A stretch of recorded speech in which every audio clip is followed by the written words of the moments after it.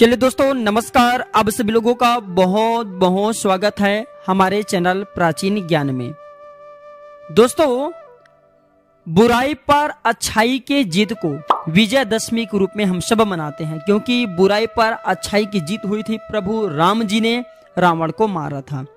तो दोस्तों, विजयदशमी जिसे हम अपराजिता के दिन भी मानते हैं। दोस्तों, आज का जो वीडियो बहुत ही सुंदर है।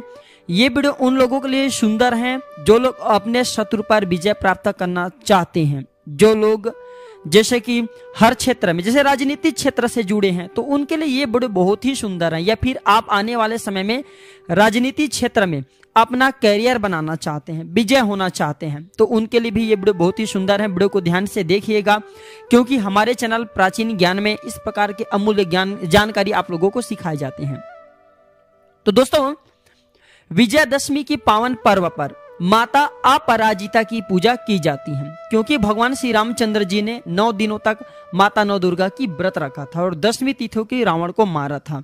तो चलिए, आज के जो वीडियो बहुत ही सुंदर है, इस वीडियो में बताऊंगा कि शमी की पौधा पूजा करने से क्या होता है, और शमी वृक्ष की जो पौधे हैं इनकी पूजा प्रभु राम ने किए थे, क्यों किए थे, और शमी की पूजा करने से क्या लाभ मिलते हैं। साथ ही साथ वीडियो में बताऊंगा सोन पत्ता के बारे में, क्यों चढ़ाना चाहिए, कहाँ पे रखना चाहिए, कुछ ज्योतिष जानकारी बताऊंगा, जो कि स्वर्ण बनाने का तरीका बताऊंगा।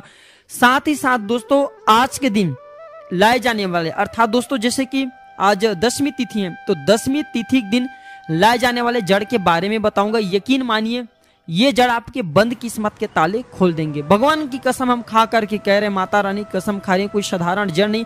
इसे लाने के बाद आपके दिन दुगनी रात चौगुनी तरक्की होगा। दोस्तों, बहुत सारे फर्जी लोग यूट्यूब चैनल में अब आ चुके हैं यूट्यूब में, इसलिए दोस्तों अच्छे जानकारी देना भी अब उचित नहीं लगता, क्योंकि दोस्तों हमारे वीडियो को लोग चोरी करते हैं, चोरी करने के बाद अपने चैनल में डाल देते हैं, तो हमें भी अच्छा नहीं लगता। ये लोग स्क्रिप्ट चुराने काम करते हैं। फिर भी चलिए, आप लोगों को जानकारी बताना हमारा कर्तव्य बनता है, क्योंकि प्राचीन ज्ञान एक यूट्यूब चैनल ही नहीं बल्कि आप सभी दर्शकों का परिवार है। व्यूज आए या ना आए, इससे में कोई फर्क नहीं। अगर आप में से अगर 1000 व्यक्ति भी जुड़े, 1000 लोग भी वीडियो को देखते हैं, उनमें से अगर 10 लोग भी उपाय को करें, उन्हें लाभ मिलते, दोस्तों हमें भी पुण्य की प्राप्ति होता है। यहाँ हम शरीर छोड़ने के बाद भगवान को भी छाती ठोक करके वहां जाकर के कह सकते हैं कि भगवान हमारे बताए उपाय से लोगों को लाभ मिले। तो चलिए, विजयदशमी की इस पावन पर्व पर जानते हैं शमी वृक्ष से जुड़ा हुआ उपाय। दोस्तों, इससे पहले सभी लोगों से निवेदन करना चाहूंगा, वीडियो को ध्यान से देखना है, ध्यान से सुनना है। अभी तक वीडियो को लाइक नहीं किए होंगे तो वीडियो को लाइक कर लेना, चैनल को सब्सक्राइब कर लेना, बाजू में बने बेल के आइकन को प्रेस कर लेना, और कमेंट बॉक्स में जय माता दी या फिर जय श्री राम जरूर लिखना।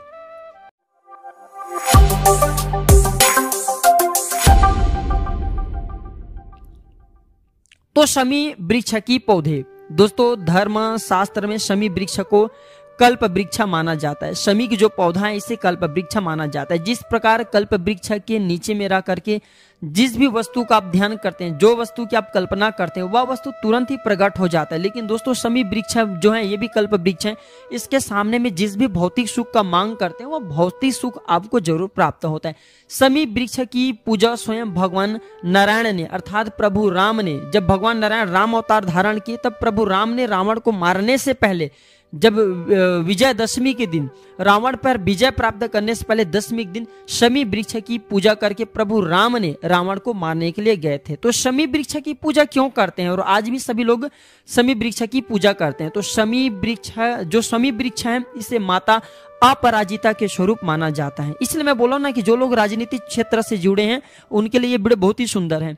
तो शमी जो वृक्ष है, इसे माता अपराजिता के स्वरूप माना जाता है, माता नौ दुर्गा के स्वरूप माना जाता है। ऐसा माना जाता है, अगर जीवन काल में एक बार बस आप 10वीं तिथि को शमी वृक्ष की पूजा कर ले, शमी वृक्ष की पूजा कर ले, तो कभी भी आप शत्रु से पराजित नहीं होंगे। लेकिन भाई, आपके नेक अच्छा होना चाहिए, दिल साफ होना चाहिए। माता सभी की पुकार सुनती है। नुकसान करने के लिए किसी की आप जो शमी वृक्ष की पूजा करके नुकसान करने के लिए जा रहे हो, तो फायदा नहीं मिलेंगे, आपके उल्टे हो सकते हैं। लेकिन हाँ, राजनीतिक क्षेत्र से जुड़े हैं, आप अच्छे आदमी हैं, नेक व्यक्ति हैं, सफलता चाहते हैं, तो शमी वृक्ष की जरूर पूजा करें। तो प्रभु राम ने रावण से युद्ध करने से पहले और रावण के वध करने से पहले 9 दिनों तक वैसे उपवास व्रत रखने के बाद 10वें दिन शमी वृक्ष की पूजा किया था। और शमी वृक्ष की पूजा करने के बाद शमी वृक्ष से आशीर्वाद प्राप्त किया और जा करके फिर रावण को मार पाया था। आप यकीन मानिए शमी वृक्ष की पूजा करने से लोगों को सफलता मिलती है। रावण क्या है दोस्तों, बुराई को हम रावण बोल सकते हैं, हमारे मन में छुपे पाप को रावण बोल सकते हैं, गरीबी को भी हम रावण बोल सकते हैं। रावण कोई एक व्यक्तिगत राक्षस ही नहीं बल्कि सबके अंदर में छुपे एक गलत भाव वही रावण है। तो ये गलत भाव रूपी रावण को मारेंगे। दूसरी बात दोस्तों, घर से गरीबी भी मिटाने का काम करते हैं। जो शमी वृक्ष की पूजा है आप इनके करते हैं, गरीबी मिटाते हैं। इसके साथ साथ दोस्तों जो लोग राजनीतिक क्षेत्र से जुड़े हैं ऐसे व्यक्ति शमी वृक्ष की पूजा करते हैं। आप यकीन मानिए राजनीतिक क्षेत्र में आपको जरूर सफलता मिलेंगे, आप विजय की प्राप्ति करेंगे 1001% हम दावे के साथ कहते हैं। लेकिन आप अच्छे व्यक्ति होना चाहिए, सज्जन व्यक्ति शमी वृक्ष की पूजा करते हैं तब लाभ मिलते हैं। जो लोग तंत्र क्षेत्र से जुड़े हैं जैसे किसी को नुकसान करें ऐसे व्यक्ति पूजा न करें, आपकी नाश कर सकते हैं शमी वृक्ष।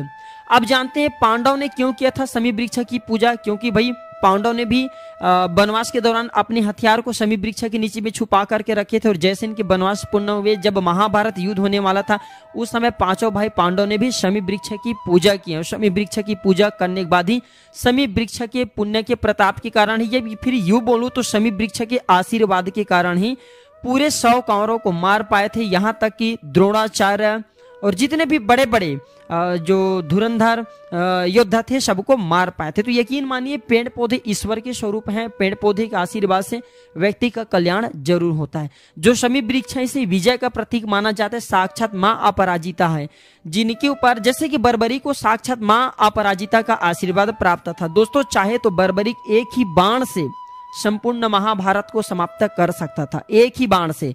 वो चाहते तो दूसरे बाण से, एक बाण में लक्ष्य भेदन करते थे, दूसरे बाण में मारते थे, तीसरे बाण में चाहते तो संपूर्ण सृष्टि का विनाश कर सकता था।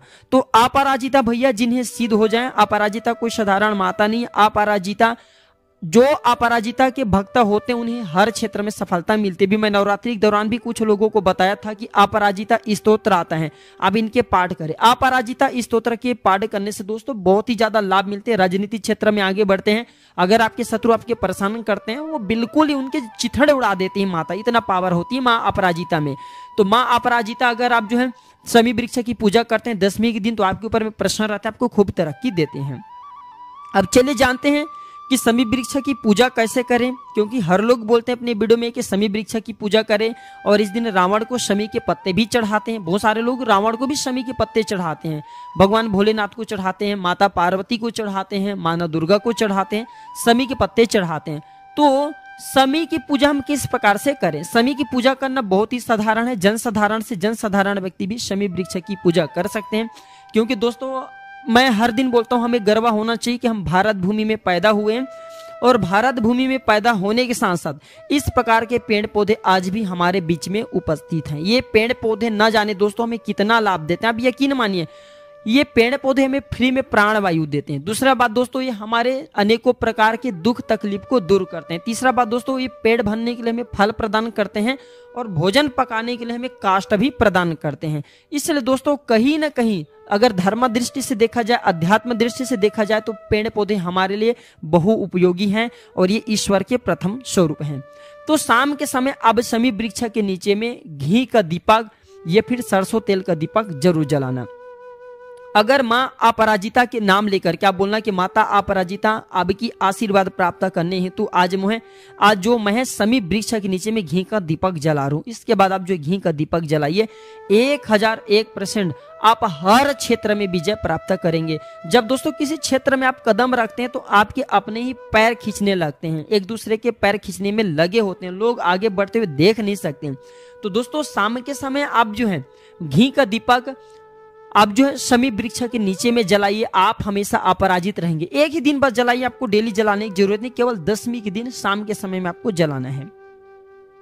दूसरा उपाय सुनिए, जैसे कि अगर आप धन के तंगी से परेशान हैं या फिर रावण रूपी कचरे क्या है?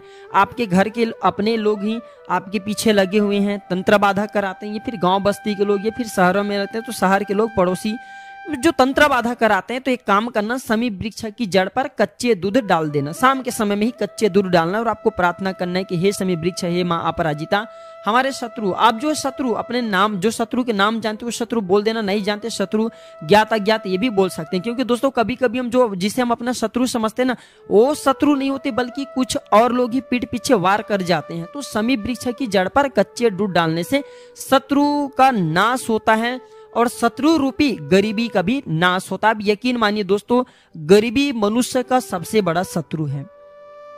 मनुष्य के शत्रु नहीं है बल्कि गरीबी मनुष्य का सबसे बड़ा शत्रु है। तो ये गरीबी रूपी शत्रु को भी दूर करने का काम करेंगे। मैं आप लोगों को कई बार बता चुका हूं और आज भी बोल रहा हूं कि दोस्तों उपाय जो हैं बिल्कुल ही लाभकारी साबित होते हैं, धीरे से काम करते हैं लेकिन आपको ये प्रभाव जरूर दिखाते हैं। टोने टोट के हमेशा अपना प्रभाव दिखाते ही हैं। इसके बाद तीसरा सुनिए, आप चाहे तो इस दिन धन आकर्षित करने वाला, धन आकर्षित करने के लिए 1 रुपए का सिक्का लेना, साफ एवं स्वच्छ 1 रुपए का सिक्का लेना और इस सिक्का को समी वृक्ष की जड़ पे आपको रख देना है। बस समी वृक्ष की जड़ पे आपको 24 घंटे के लिए 10वीं तिथि को छोड़ देना है और 11वीं तिथि अर्थात एकादशी के दिन इसे जा करके तुलसी के जड़ के पास में रख देना, फिर 24 घंटे के लिए छोड़ना है। इसके बाद इसे गंगा जल से धोने के बाद आप जो इसे अपने पर्स में रखिए, धन स्थान में रखिए। दोस्तों ये धन को आकर्षित करेंगे। ऐसा क्यों? क्योंकि माता अपराजिता के आपको आशीर्वाद मिलेंगे, नव दुर्गा की मिलेंगे, साथ ही साथ मिट्टी पर रखते हैं जैसे कि समी की या फिर तुलसी की मिट्टी के। तो तुलसी को जो एकादशी तिथि होता है इस दिन भगवान नारायण तथा माता लक्ष्मी तुलसी वृक्ष पर वास करते हैं। तो दोस्तों ये जल्दी जागृत होंगे और ये धन खींचने वाला फिर सिक्के बन जाएंगे। दोस्तों इसलिए भी कहते हैं ना कि चमत्कार को नमस्कार। अब चलिए और जानकारी की तरफ बढ़ते हैं। धार्मिक उपाय ही बता रहा हूं, इसके बाद मैं आप लोगों को तांत्रिक और ज्योतिष उपाय बताऊंगा। दोस्तों क्यों चढ़ाए जाते हैं सोन पत्ता? बहुत सारे लोग रावण जी को सोन पत्ता चढ़ाते हैं। भैया हमारे वीडियो में देख लीजिए, इसे बोलते हैं सोन पत्ता हमारे छत्तीसगढ़ में, और इसे आपके यहाँ किस नाम से जानते हो आप लोगों में कमेंट सेक्शन में जरूर बताइएगा। इसे सोन पत्ता बोला जाता है, इसे आपके यहाँ किस नाम से जानते हैं जरूर बताइए। बहुत सारे लोग क्या बोलेंगे, गुरुजी ये कचनार की पत्ते हैं। तो चले दोस्तों चलते हैं फिर। तो रावण जो है सोने रत्न का स्वामी था। रावण कौन था? रावण जो है सोने रत्न का स्वामी था, स्वर्ण का स्वामी था। इसलिए दोस्तों आपने देखा होगा रावण की जो महल था वो भी सोने का बना हुआ था। दूसरी बात दोस्तों, रावण जी जो है वनस्पति का बहुत बड़े ज्ञान रखता था। मैं रावण के अवगुण को दूर करता हूं, लेकिन दोस्तों मैं रावण की पूजा करता हूं। रावण एक बहुत बड़ा ब्राह्मण था, रावण के पास अनेक गुण था। अगर ज्योतिष शास्त्र और लाल किताब को देखें तो रावण न जाने नवग्रह मंडल को, आकाश मंडल को बंदी बना करके रखा था। और दोस्तों ये रावण जो है भगवान शिव का बहुत बड़े भक्त था। आज भी रावण के द्वारा रचित शिव तांडव स्तोत्र का गान सभी लोग करते हैं। भैया रावण कोई साधारण नहीं, वनस्पति विज्ञान का परम ज्ञाता था, इसलिए रावण हमारे लिए अग्रणी है। दूसरी जो प्रभु, हम नारद जी को काफी दिल से मानते हैं, नारद जी की भी हमने पूजा की है। नारद जी को भी हम दिल से इसलिए मानते हैं क्योंकि नारद जी को भी वनस्पति का अच्छा ज्ञान था। और दोस्तों ये नारद जी और ये जो रावण, ये दोनों मस्तक ज्ञान का बहुत बड़े विद्वान पंडित था। किसी के मस्तक देकर के भविष्य बता सकता था। इसके बाद रावण को पारद विज्ञान का अच्छा ज्ञान था। रावण जो है पारद विज्ञान का कम से कम 100 से ऊपर संस्कार करने में पारंगत थे। अब आप लोग ये भी नहीं जानते होंगे पारद ज्ञान क्या। चलिए छोड़िए, चलते हैं जानकारी की तरफ। तो विजयदशमी के दिन आप एक काम करना, आपको लेना है सोन पत्ता। कम से कम आपको 10 सोन पत्ता लेना है, साफ स्वच्छ सोन पत्ता लेना है। कई जगह से सोन पत्ता इसे स्वर्ण लिप के नाम से जानते हैं। तो ये आपको सोन पत्ता लेना है और इसमें आपको थोड़ी थोड़ी सिंदूर लगा देना है। 10 पत्ता लेना है, इसमें थोड़ी थोड़ी सिंदूर लगा देना है और इसे माता दुर्गा को भेंट करना है। आप यकीन मानिए दोस्तों, हर क्षेत्र में आप सफलता प्राप्त करेंगे, विजय प्राप्त करेंगे, इसमें संदेह बिल्कुल ही नहीं है। एक उपाय और सुनिए, 10वीं तिथि के दिन घर के जो आपके आभूषण हैं, जो आप घर में आभूषण रखते हैं और आप चाहते हैं कि उस आभूषण पर किसी की नजर न लगे, किसी की हाय बद्दुआ न लगे, और आप चाहते हैं कि धन दौलत आपके घर में निरंतर बढ़ते रहें, तो घर के जो आभूषण है दोस्तों उसे स्वर्ण माना जाता और सोन पत्ती को भी स्वर्ण माना जाता था। प्राचीन समय में जो रावण था, मंत्र के आधार पर जो स्वर्ण पत्ता नाम की जो पौधे हैं, इससे मंत्र के प्रभाव से बिल्कुल ही दोस्तों ये स्वर्ण बनाए थे, तब से इसे स्वर्ण पत्ता माना जाता है। स्वर्ण के पत्ते थे दोस्तों लंका में, लेकिन आज नहीं है। तो ये पत्ते स्वर्ण में रखने से दोस्तों इस स्वर्ण के आभा मंडल को बढ़ाते हैं, लक्ष्मी को आकर्षित करते हैं, शुभकारी होते हैं, गुणकारी होते हैं, कल्याणकारी होते हैं। स्वर्ण के साथ में जरूर रखा करें और आने वाले दशहरा के बाद ही से बदलते रहा करें। अब चलिए ज्योतिष ज्ञान की तरफ बढ़ते हैं। तो दोस्तों रावण ने रावण संहिता में कई उपाय बताए हैं, जिस उपाय को अपना करके आप अपने जीवन को सुखमय बना सकते हैं, निरोगमय बना सकते हैं। और दोस्तों ये उपाय न केवल आपके कल्याण करेंगे दोस्तों, बल्कि आपको ये अध्यात्म उन्नति भी कराएंगे। तो ज्योतिष शास्त्र में स्पष्ट लिखे रावण ने बताया कि किसी को अगर अचानक धन चाहिए, गिरा हुआ धन चाहिए, धन का बहुत ही ज्यादा परेशानी है, तंगी है, तो अपने भार के बराबर, अभी वीडियो में भी बताऊं और अभी फिर से बता रहा हूं, अपने भार के बराबर आपको लेना है अन्न, आभूषण या स्वर्ण, ये आपको लेना है। एक तराजू में बैठ जाना है आपको और दूसरे तराजू में आपको अपने भार का बराबर अन्न लेना है। अन्न ले लीजिए, अन्न में आप चावल ले सकते हैं। तो अपने भार के बराबर आप कितने किलो का है उतने किलो आपको अन्न लेना है। एक तराजू में आपको, तराजू के एक पलड़ा में आपको बैठना है, दूसरे पलड़ा में आपको अन्न को रखना है और अपने भार के बराबर आपको अन्न तौलना है और इस अन्न को, तौले गए अन्न को गरीबों में बांट देना। दोस्तों गरीबी मिटाने का, शनि मिटाने का, कार्य में सफलता प्राप्त करने का या फिर राजनीतिक क्षेत्र में जुड़े उसमें विजय प्राप्त करने का ये 10वीं तिथि का अचूक उपाय है। ये उपाय जरूर करिए, जरूर लाभ मिलते हैं। ऐसे उपाय दोस्तों हमारी किस्मत को संवारते हैं। आप चाहें तो 9 वृक्ष को, अलग अलग प्रकार के वृक्ष जैसे कि केले के वृक्ष हैं, पीपल के वृक्ष हैं, बरगद के वृक्ष हैं, आम के वृक्ष हैं, बेल के वृक्ष हैं, आंवला के वृक्ष हैं, इस प्रकार दोस्तों 9 प्रकार के वृक्ष का चयन करना और 9 प्रकार के वृक्ष का आपको दोस्तों 9 प्रकार के जो वृक्ष हैं इसके जड़ में आपको कच्चा इस दिन दूध डालना है। 10वीं तिथि को 9 प्रकार के वृक्ष हैं इसके जड़ पे आपको कच्चा दूध डालना है और 10वें जो दूध है दोस्तों वो ध्यान से सुनिए आपको किसमें डालना है। 10वें दूध दोस्तों आपको भगवान शंकर जी के शिवलिंग को स्नान कराना है और दोस्तों उस दूध को आप जब भगवान शंकर जी को डालेंगे तो उसके कुछ बूंद भगवान शंकर जी को चढ़ा रहे हैं हम, जो दूध हैं वो दूध भगवान शंकर को चढ़ाएंगे तो उसके नीचे में एक पात्र रख देना ताकि आप जो दूध इकट्ठे कर सके। इसके बाद 10वें दूध को दोस्तों आपको लेना है और इसे घर के सभी लोगों को थोड़ी थोड़ी मात्रा में 10वीं तिथि को पिलाना है। 9 प्रकार के वृक्ष पर डालना है। 10वें जो है दोस्तों आपको भगवान शंकर को स्नान कराना है। किसी भी समय आप जो 10वीं तिथि को कर सकते हैं। ये विजय प्राप्त करने का मैं दोस्तों कहा जाए तो एक प्रकार के गुप्त मंत्र बता रहा हूं, आपको जरूर सफलता मिलेंगे।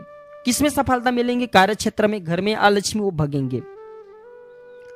अब बताना चाहूंगा दोस्तों भूत प्रेत टोना जादू या फिर जो नकारात्मक शक्ति आप इनसे परेशान है तो नवरात्रि के 10वीं तिथि के दिन धतूरे की जड़ जरूर लाना।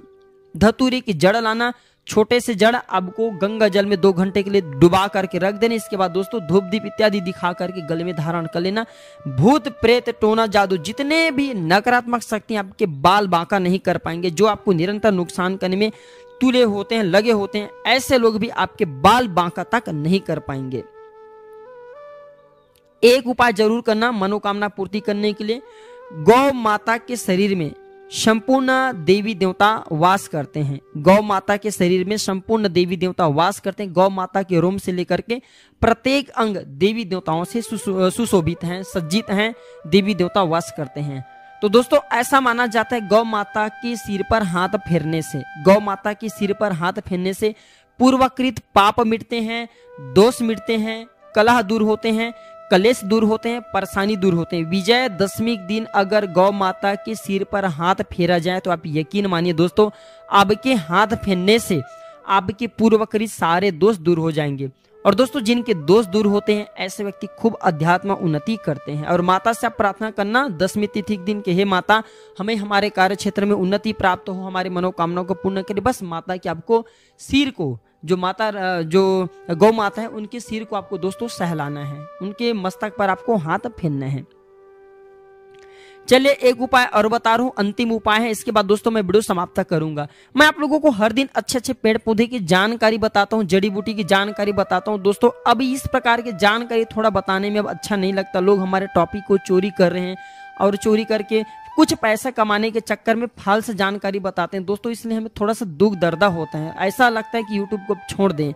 तो दोस्तों आपको करना क्या है, एक अपराजिता नाम की जड़ आती है, मैं इसके बारे में आप लोगों को कई बार बता चुका हूँ। अपराजिता पौधा जिसे हम विष्णु कांता के नाम से जानते हैं और कई जगह इसे अपराजिता बोलते हैं। इसमें दोस्तों नीला नीला प्रकार के पुष्प और बीच में एक प्रकार के कहा जाए तो सफेद कलर का होता है। एक अपराजिता जो होता है दोस्तों व्हाइट कलर का फ्लावर होता है।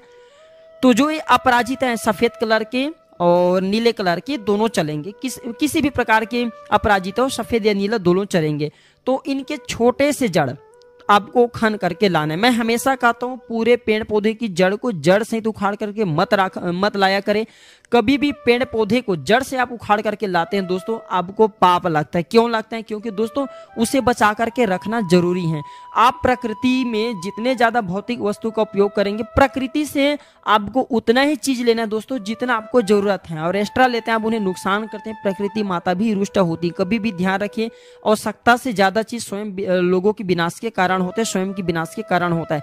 तो अपराजिता की जड़ लाना, छोटे से जड़ लाना, और आपको करना क्या है दोस्तों, इस जड़ को लाने के बाद सादे जल से धोने। सादे जल से धोने के बाद 5 अगरबत्ती का कांडी जला करके आप जो है धुएं दिखा लेना, और इस जड़ को चांदी की ताबीज में 10वीं तिथि को अर्थात आप जो है विजयदशमी के दिन चांदी की छोटा सा ताबीज ले आना। दोस्तों चांदी की ताबीज आपको बहुत आसानी से मिल जाएंगे। नहीं मिल रहा चांदी की ताबीज, कोई बात नहीं, आपके पास जो ताबीज है उस ताबीज में इसके छोटे से टुकड़े को डाल करके पहने लेना। अब इसका मैं फायदा बता रहा हूँ दोस्तों, आप हमेशा अपराजित रहेंगे, आप हमेशा अपने शत्रु से अपराजित रहेंगे, हमेशा आपको विजय मिलेंगे। जिस भी क्षेत्र में जाइए आपको विजय प्राप्त होंगे। इसलिए दोस्तों कहा जाता है ना कि विजयदशमी के दिन ये अपराजिता की जड़ ला करके कोई धारण करे तो किसी के बाप भी उसे प्रगति पाने से नहीं रोक पाएंगे, ब्रह्म भी उन्हें नहीं रोक पाएंगे, क्योंकि साक्षात माँ अपराजिता के स्वरूप हैं। जिन्हें जो व्यक्ति अपराजिता की जड़ धारण कर ले, माता के आशीर्वाद धारण कर ले, ऐसा व्यक्ति के बाल जो ब्रह्म भी बाल बांका नहीं कर पाते, अर्थात दोस्तों आपके कोई अहित नहीं कर पाएंगे। तो अपराजिता की जड़ जरूर धारण करें। जिस भी क्षेत्र में जाइए, आप कला के क्षेत्र में जाइए, कला में आपको विजय मिलेंगे, राजनीति में जाएंगे आपको विजय मिलेंगे, व्यापार करते हैं व्यापार में आपको सफलता मिलेंगे। अर्थात दोस्तों पराजित किसमें होते हैं दोस्तों, जब हम हार जाते हैं, थक जाते हैं, सफलता नहीं मिलती, हम उसे पराजित बोल सकते हैं। तो ये जो अपराजिता माता है किसी भी क्षेत्र में जाइए आपको पराजित नहीं होने देंगे, आपके शत्रु आपके बाल बांका नहीं कर पाएंगे। जो लोग तंत्र मंत्र से बहुत ग्रसित होते हैं भाई बंधु, आप लोग अपराजिता की जड़ 10वीं तिथि को जरूर धारण करें। विजयदशमी के दिन कभी आपको तंत्र बाधा नहीं लगेंगे, पूरे साल तक आपको पहन के रखना। दूसरे साल जब आएंगे फिर विजयदशमी, तो उस समय आप जो इसे जल में विसर्जित कर देना इस ताबीज को, और फिर पुनः अपराजिता की जड़ डाल करके धारण कर लेना, आपके कोई बाल बांका नहीं कर पाएंगे। तो वनस्पति में बहुत पावर होती है, बहुत शक्ति होती है।